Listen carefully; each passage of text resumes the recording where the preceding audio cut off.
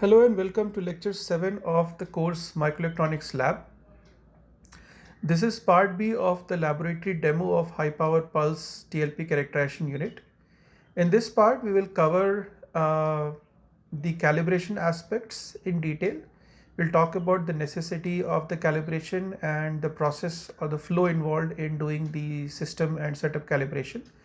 We'll then switch to the software suite for the pulse and the TLP characterization, which helps integrating all the individual units that we talked about in the previous module, and how the calibration and the other characterization and analysis takes place.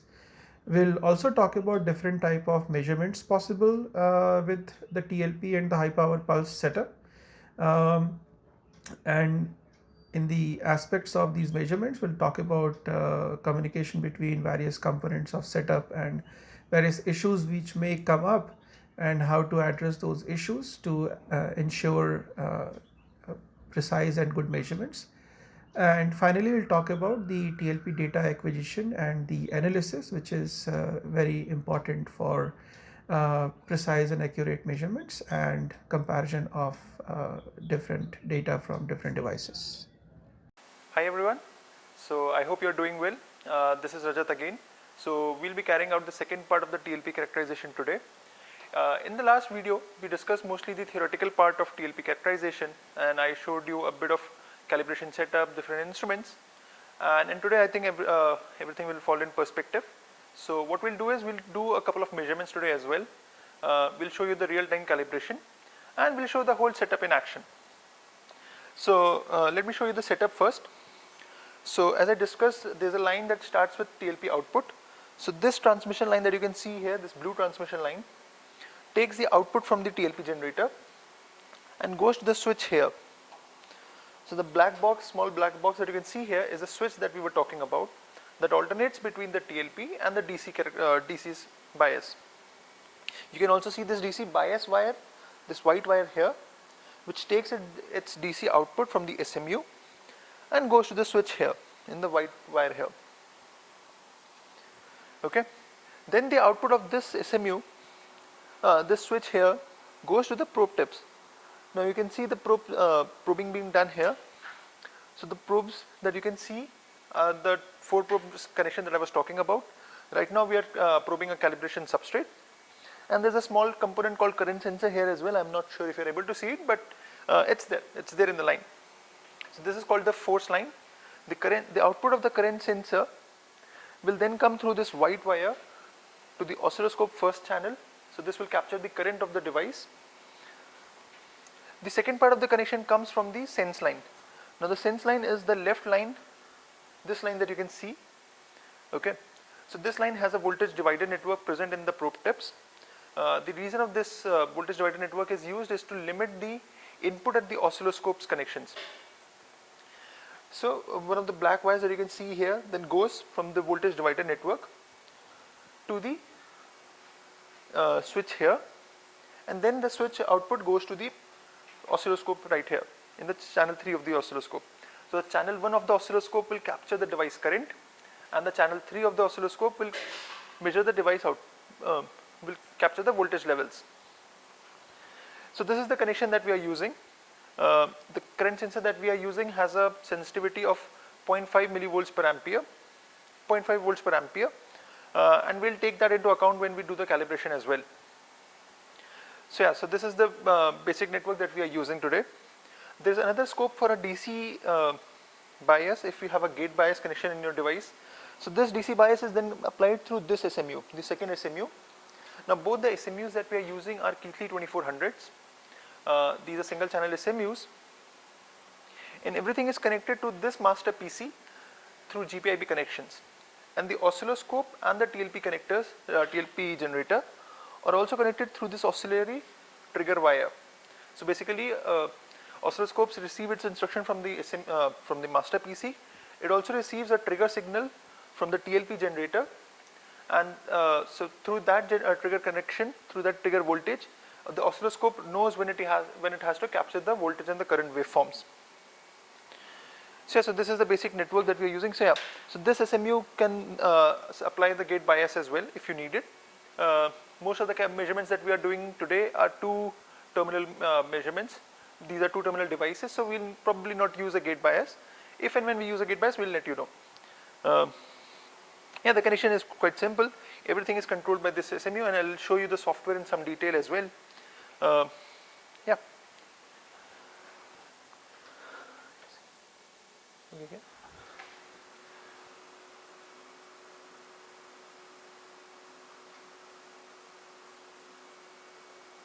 Software as well.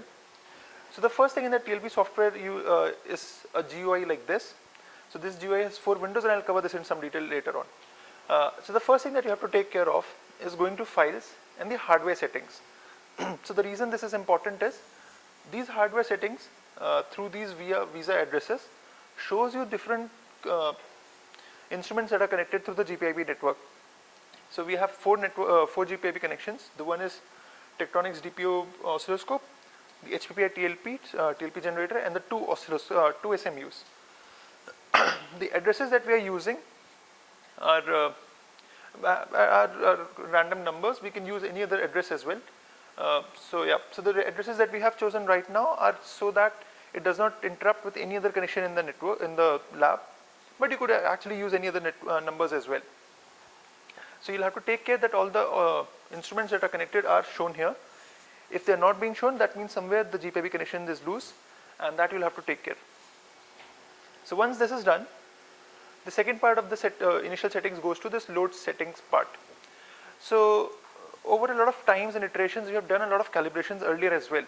So it's always a good idea to take some calibration data from the last time that you had used the same setup, and then you can always recalculate the calibration parameters and recorrect them. The benefit of this is that you will not have to do all the parameters, or you will not have to set all the parameters from the very scratch. So yeah, so what I'll do is I'll use the data from a very similar setup that I'd used earlier, and with that will act as a shell to my whole thing.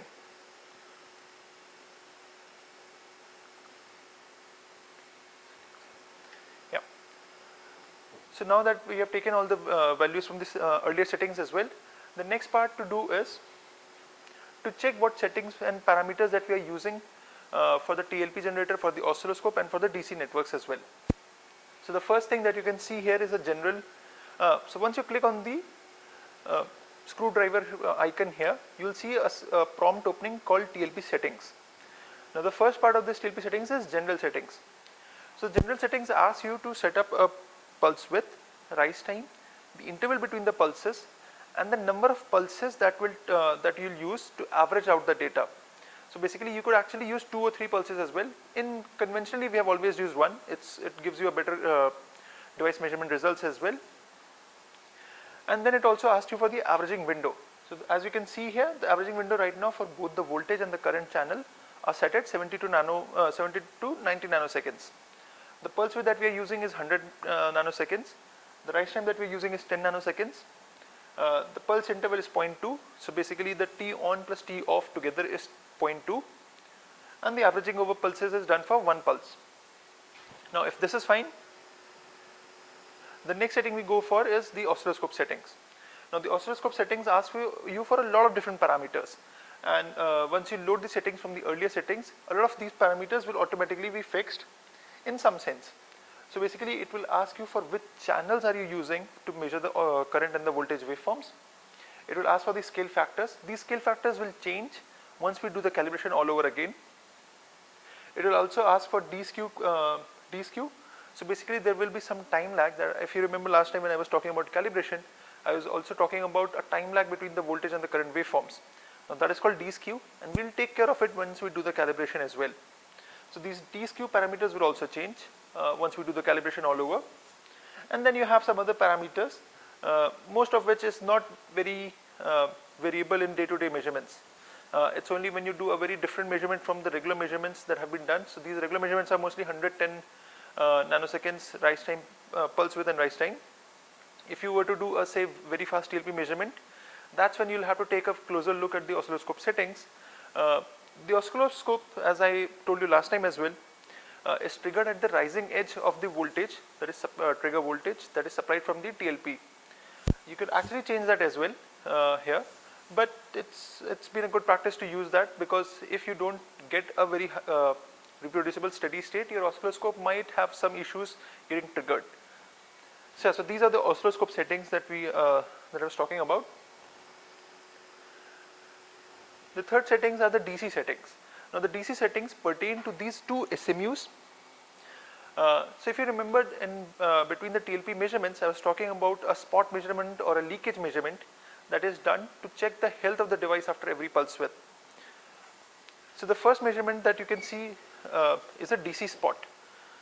So this is the DC spot measurement that we are talking about. The DC spot measurements are through this white wire, through the switch as well. So this TLP setup can actually have two different spot measurements.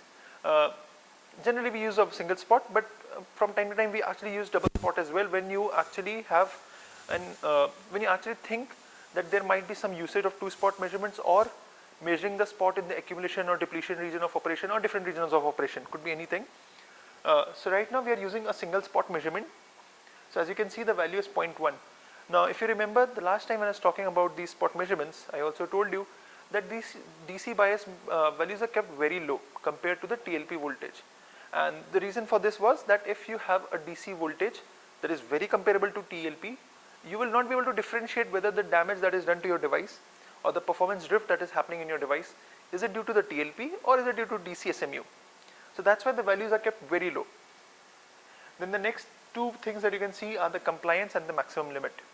Now compliance is the limit of the current where the device, where the SMU will stop measuring. So basically it's the highest level of current that you can actually think of attaining from your device. So say for example, in the case of amorphous materials, the compliance limit is generally set at 1E-3, that is 1 milliamperes. So once that current limit is reached, I know the device is already damaged.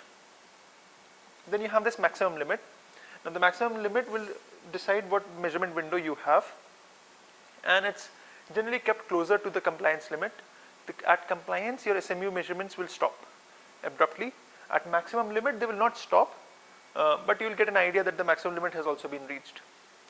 The similar settings are available for spot 2 as well. In this measurement, as I said, we are only using one spot measurements. You have the setting time. So basically it will be the time for the SMU to measure. So if you have a off time of say 0.2 seconds, you have a setting time that is less than that. Generally it's in milliseconds. The SMUs are also pretty fast in their measurements and their sourcing. The next thing that you can see here is the DC bias sources. Now the DC bias sources, as I was talking about, you can actually supply a gate bias to the device as well, and that's what this DC bias sources are for. You can actually have 4 DC biases applied simultaneously to the device, and that could be to any contacts that you want.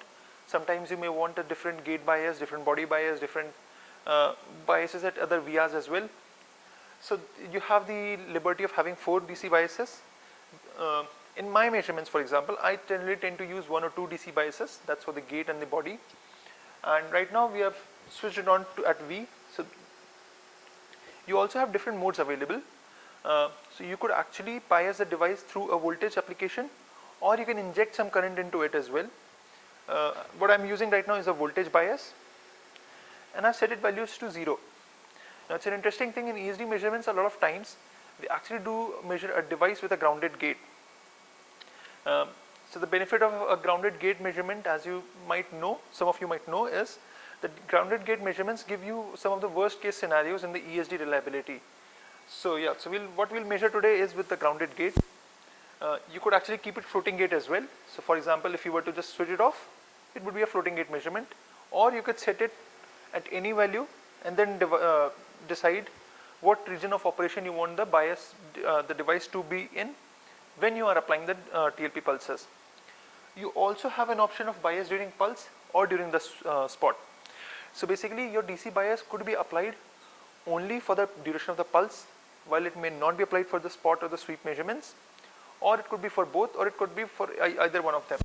And that option, that liberty is also there in the software, where you could decide what and which period you want the bias to be applied in.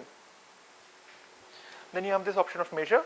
Basically, if you want to measure your spot current for whatever voltages you are applying, you have to just click on this measure. So it will measure the device current during the spot measurements as well. and also so this will measure for the DC bias measurements. Basically, it will measure the gate voltage, gate current that your device has.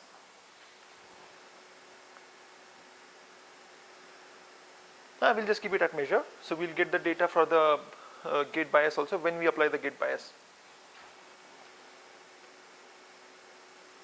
Then you have these DC embedding. So these DC embedding parameters will be set once we have the calibration data as well. So once you switch OK, so you have all these parameters. You've already defined these parameters for your measurements. Once this is done, the next step is calibration. So I was talking about the importance of calibration in a pulse setup, and that's how it is amplified for a TLP setup where you're dealing with a very high frequency signal. So the calibration, as I talked about last time as well, has 4 different steps. And yeah, once I start doing the calibration, I think that will become clearer, and we'll discuss them in a more theoretical breakdown as well. The calibration, so the first thing that I told you is that we have this voltage divider network in the send side of the channel. So the first thing that you see here is the shunt resistance. That is the measured resistance of the voltage divider network, along with the resistance that is coming from all the parasitic paths. So the shunt resistance that you can see here is around 5200, and that's something that is expected as well. The measured value would be around a few hundred ohms here and there from the actual value. So that's what you see here. The second calibration parameter that you can see is the voltage factor. Now the voltage factor is calculated, so it has the influence of 2 different parameters. The one is the attenuation that you use in the oscilloscope channel 3, where the voltage waveforms are measured, and the second is the resistance of the voltage divider network as well. So the formula that comes for the actual voltage factor is R plus 50 divided by 50, where 50 is because it's the characteristic impedance of the whole transmission line, and R is the resistance of the voltage divider network. Here it is 5 kilo ohms, multiplied by 10 to the power attenuation by 20. So R here is 5, so 5 plus 50 divided by 50 is 101, and 10 to the power attenuator that we are using right now is a 10 dB attenuator, so that would be 10 to the power 0.5, somewhere around 0.3. So the voltage factor that you can see is 102, sorry, 10 to the 0.5 is around 3. So the voltage factor that you can see here is ideally should be somewhere around 301. The factor that we are getting is around 320, and that's fine as well. The third factor that you can see in the calibration is the current factor. Now the current factor depends upon the sensitivity of the current sensor that you are using and the attenuation that you are using in the current channel as well. Now the devices that we generally measure here right now are low current devices, so that's why we are not using any attenuation in the current channel of the oscilloscope. And the current factor then is 1 by kcs, where kcs is the sensitivity of the current sensor. Here it is 2, 1 by kcs is 2, multiplied by the attenuation factor, that's 10 to the power attenuation by 20. So the current factor that you see here is around 2. That is again, but some variation here is again expected because of the parasitic of all the transmission lines that you have. So the current factor that you have here is 2.07. Now the shunt resistance and the voltage shunt resistance is captured through the open pads. Once we have calibrated through the open pad, the resistance that we get is around the shunt resistance that we get is around it's the resistance of the voltage divider network ideally. So, yeah, so that's why we are getting this value.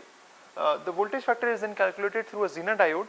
So the Zener diode that we measured is around 32.1, has the breakdown voltage of 32.10 volts, and by measuring the difference between the actual and the measured value of the breakdown of the Zener diode, we actually get this voltage factor. The current factor, the third value here, is measured through a resistor.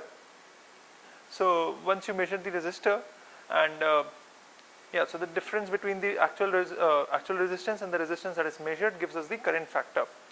So once all these measurements are done, you have this set of calibration parameters that you can use for a given setup. So as I told you yesterday as well, the best practice is generally to do the calibration again if you are very sensitive, or if your devices have a very sensitive values to current and voltage, or whenever the setup is changed, or whenever you change the rise time of the measurement. Generally we keep the calibration, we don't disturb the setup in a period of a few days. once a set of measurements are being performed. So the practice then is to calibrate once and then use the parameters if and only if you have not changed the setup at all. Now to check if our calibration is perfectly fine or not, we also measured a resistor, calibration resistor that we had. The resistor that we have measured has a resistance of around 99.716 ohm. So as you can see, the current and the voltage values actually follow that set pattern of around, I'll give you the resistance of around that value. So that's how you know that the resistance, the calibration has been done perfectly fine. You can also see that there is a minimal, the skew between the current and the voltage waveforms is very less. It's almost zero. So yeah, so that's how you know that the de-skewing has also been done perfectly fine.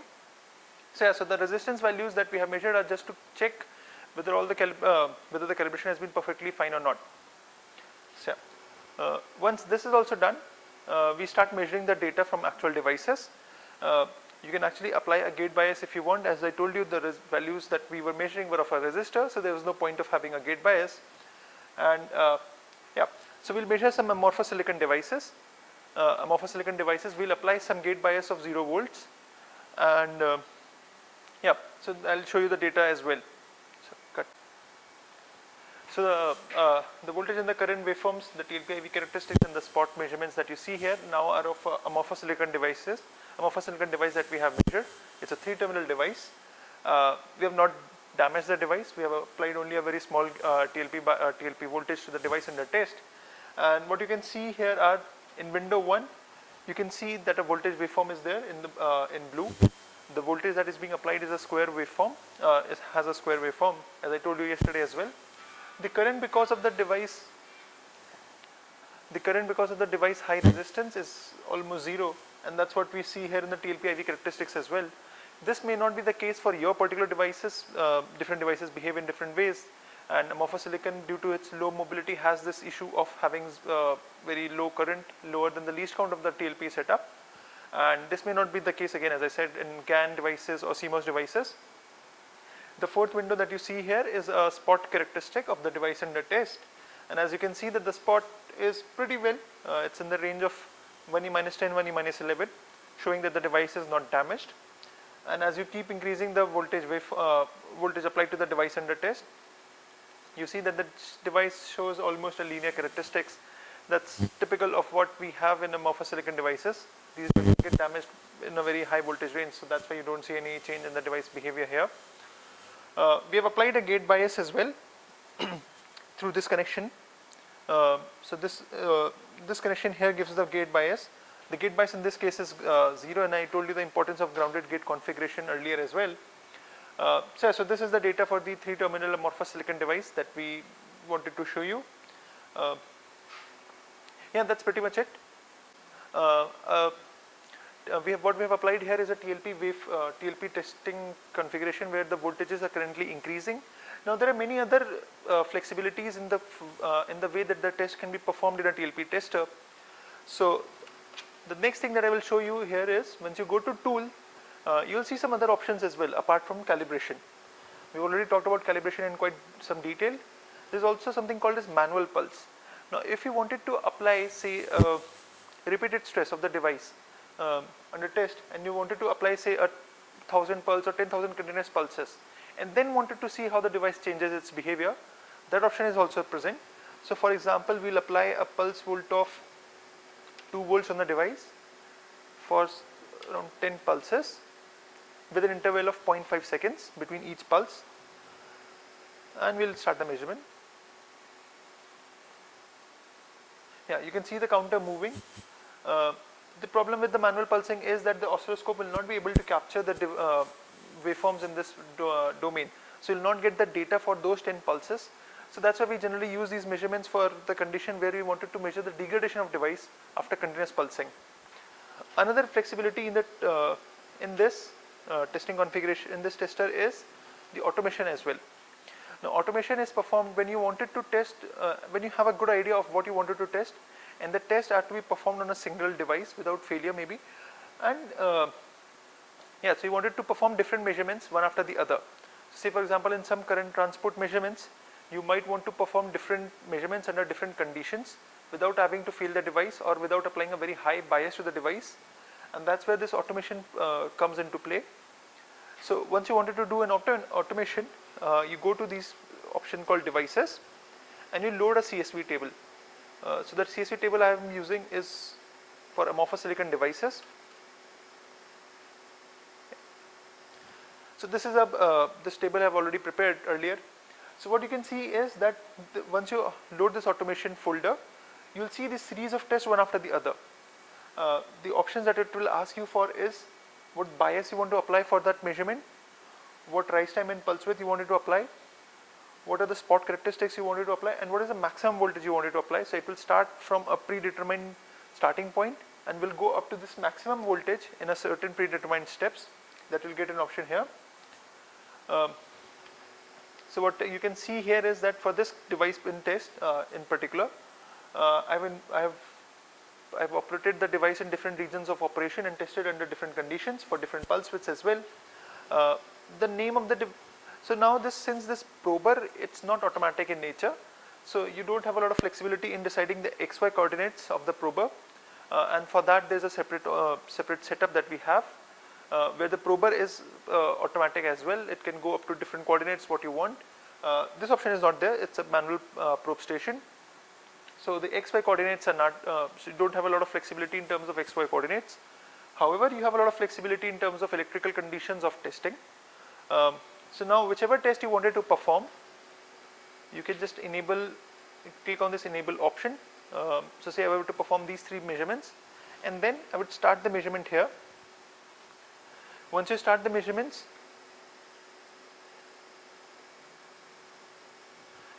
once you start this measurement, then you have different options of immediate stop and stop. So say for example, if your device is damaged in between and you have not reached the maximum voltage of 60 volt and it got damaged somewhere in the test, and you wanted the measurement to be stopped immediately, you have to click this immediate stop option. The measurement will be stopped then and there. If you wanted the prober, if you want the setup to actually perform that set of measurement and then stop before it starts the next set of measurements, then you have this stop option. You have to give the save path here as well. So say for example, if you have this path determined, all the folders, all the data would get saved to this path. So this is another option that we have in case of TLP tester.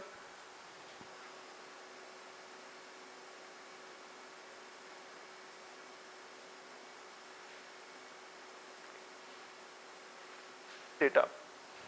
So the option to save this data comes from this file and save. Now once you have the option to save, so the best practice is to actually mention all the parameters, different parameters related to that device and the testing conditions while saving in this folder. So the way that I save the data in my cases is on the level 1 of the name, I define what measurements I have performed, on what device I have performed, and on what date I have performed. So the benefit of defining the date is that it gets aligned in a fashion where the devices are measured according to where they're aligned in date-wise condition. So that's why you see that I have mentioned the level 1 name as date. The level 2 is what device I wanted to measure. So say for example, if I were measuring a 3-terminal device with a certain channel width and channel length, you could mention it as such. The level 3 is then another parameter that I wanted to define. So say for example, if I were to measure, if I wanted the pulse width to be recorded in the file name as well, what I would do is I would write PW. The way the pulse widths are measured or any other parameters is measured is you have this $sign, then you write the suffix for that particular parameter. So say for pulse width it's PW in capitals, and then you have another $sign. So the data would be measured, so the way that it would get measured is PW underscore 100 nanoseconds. The TLP setup uses this syntax to actually record that parameter that you wanted. Then you have this rise time. So the rise time you can see here is RT underscore $RT. It's, as I said, it's the syntax of how the device how it is measured, how it is saved. And then you finally have the bias as well. So the bias would be the gate bias that we have applied. So say for example, I write VG underscore dollar. Yeah. So once you save this,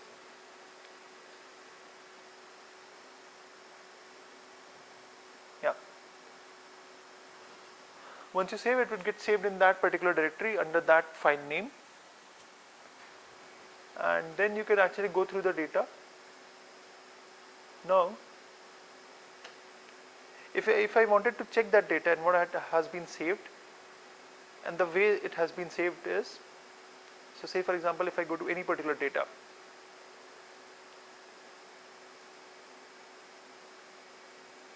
yeah. Now what you'd see is the data is saved in multiple formats. It's saved in PNG format where the IV characteristics are measured along with the spot characteristics. In the zipped folder WFM, what you see is all the data points related to different waveforms have been saved as well. So for example, sorry about that. Yeah. So say for example, if I wanted to see what data was present at a TLP voltage of 14 volts, that folder is also present, where you here you can see the 14th step and the 14 voltage, and then you can actually see the data as well for the VI of that particular voltage waveform. You could also see the quasi-static IV characteristic in the TLP data option, where it would also save all the different setting parameters that you have used in these measurements.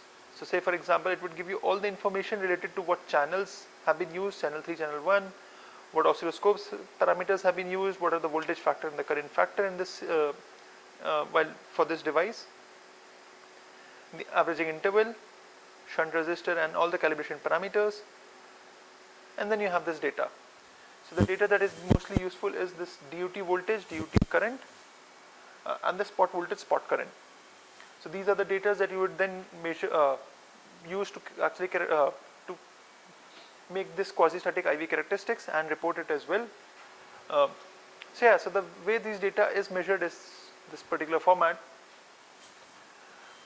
We seldom use voltage waveforms and the current waveforms in their very raw nature, because then it becomes less intuitive in nature as well. Quasi-static IV characteristics have the benefit that they are more intuitive in nature. So yeah, so that's the benefit that we get, and this is how the post data processing is done. You could plot this data in any software of your own choice, and yeah. So the way this data is saved is this. It's repeatable every time. Yeah. For different devices, different sets, you could all report this data and process it accordingly.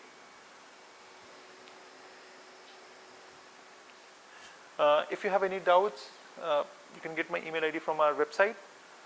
So yeah, please feel free to contact us at any time. Thank you.